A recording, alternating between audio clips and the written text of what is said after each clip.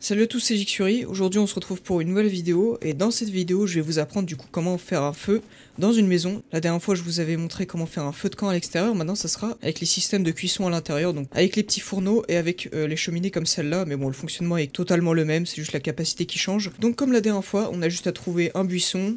Hop, là par exemple on a eu un long bâton, on va le séparer en deux. Là pour le coup cette fois-ci on n'aura pas besoin du long bâton vu que tout va être cuit sur la grille. On récupère juste de l'écorce d'arbre, une seule, allez on va récupérer deux du coup pour faire l'allume-feu aussi. Et voilà, c'est littéralement tout ce qui suffit. Donc deux écorces, quelques bâtons, il faut en moins deux bâtons quand même. Hop, je sépare les bâtons, je sépare les écorces, donc je prends une écorce. Je combine avec un bâton. Ici, fabriquer feu de camp, non. On fait molette vers le haut, fabriquer allume-feu, voilà. Ça prend 2 secondes et ça vraiment vous allez voir qu'en vrai c'est ultra simple en réalité. Donc on place, on assemble, on prend les bâtons, on assemble, on prend l'allume-feu et on allume. Aussi simplement que ça.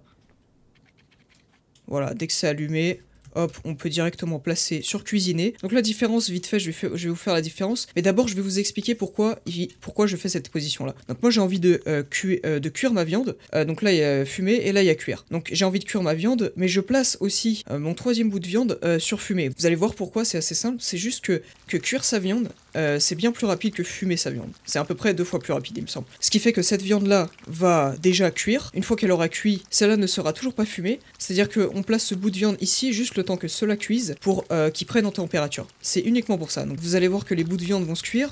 Hop, je pose par terre, et là, vu qu'il est déjà préchauffé, c'est juste pour gagner du temps. Voilà, c'est aussi simple que ça. Donc maintenant, la différence entre le fumé et le... Oula, je suis en train de brûler de...